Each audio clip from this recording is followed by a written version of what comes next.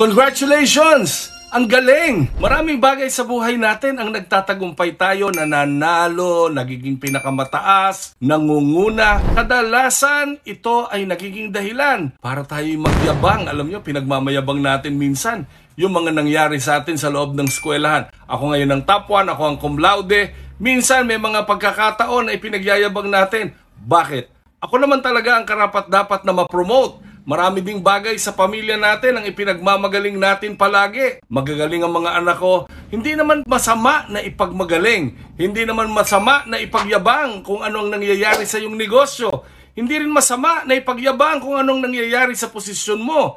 Hindi rin lalong masama na ipagmalaki mo na ikaw ay nakakonekta kung kaninong matataas na tao. Ang nakakalungkot lang, imbis na ang ipagyabang mo ay ang tulong ng Panginoon, kadalasan ang ipinagyayabang natin, yung sariling galing, yung ako, at ako. Sinasabi po sa banal na kasulatan, ang sabi po sa 2 Korinto 10:17, kung may nais magmalaki, ang ipagmalaki niya ay ang ginawa ng Panginoon.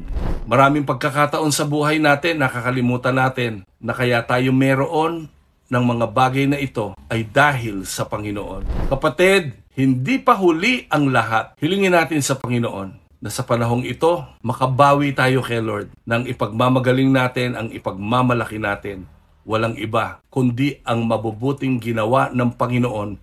Kaya tayo nagtagumpay, kaya tayo nagkaroon ng katalinuhan sa eskwelahan, kaya tayo na-promote sa trabaho, kaya naging maganda ang takbo ng ating pamilya, kaya pinagpala ang ating negosyo, kaya nakakonekta ka sa mga malalaking tao. Lahat ng yan, huwag nating kalimutan dahil sa Panginoon. Naniniwala ako hindi aksidente na napanood mo ito. Nais ng Diyos, maipagmayabang mo kung gaano siya kabuti sa buhay mo, sa pamilya mo, sa trabaho mo, sa mga pangarap mo, at sa lahat ng aspeto ng buhay na meron ka ngayon. Ito po si Tay John. Maraming salamat sa pakikinig.